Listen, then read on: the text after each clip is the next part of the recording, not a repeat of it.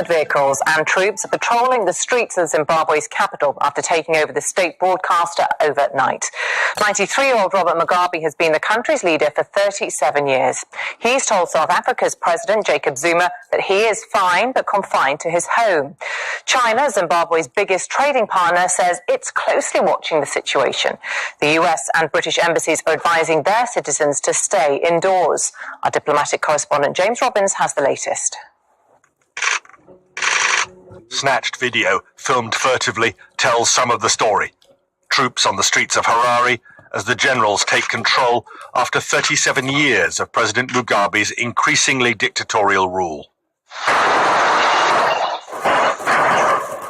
Heavy gunfire could be heard in parts of the capital early this morning, but the picture overall is of uncertain quiet.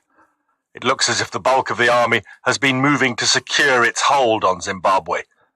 Soldiers seized the headquarters of the state broadcaster ZBC, opening the way for a general to read out this statement. The situation in our country has moved to another level. Firstly, we wish to assure the nation that His Excellency the President of the Republic of Zimbabwe and Commander-in-Chief of the Zimbabwe Defense Forces, Comrade R.G. Mugabe, and his family are safe and sound, and their security is guaranteed. We are only targeting criminals around him who are committing crimes that are causing social and economic suffering in the country in order to bring them to justice. As soon as we have accomplished our mission, we expect that the situation will return to normalcy. This was President Robert Mugabe last week, very frail, seriously ill, renaming the country's main airport for himself, hoping perhaps to cement still further a cult of personality and try to make the succession of his wife, Grace, at his side more certain. But key military leaders now seem unwilling to see that happen. Mr. Mugabe is now under house arrest, in office, but certainly not in power. And Grace, 40 years his junior, has helped split the entire ruling party, ZANU-PF. She was booed only 10 days ago at a party rally, and the army clearly blames her for leading a faction trying to destroy all opposition. Grace Mugabe is now reported to be out of the country, apparently seeking protection in Namibia.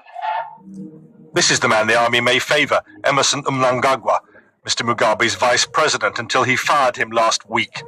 Army commanders were determined to stop the purge. He definitely saw himself as a front-runner to succeed until his sacking and flight into exile. Now Britain, the former colonial power, is urging calm. Our ambassador has been in touch to say that obviously if UK nationals are worried, they should get in touch with our embassy. At the moment, it's very fluid, and it's hard to say exactly how this will turn out. I think the most important point to make is that everybody wants to see a stable and successful Zimbabwe, and I think we're really appealing for everybody to refrain from violence. That's the crucial thing. Harare does appear to be generally quiet.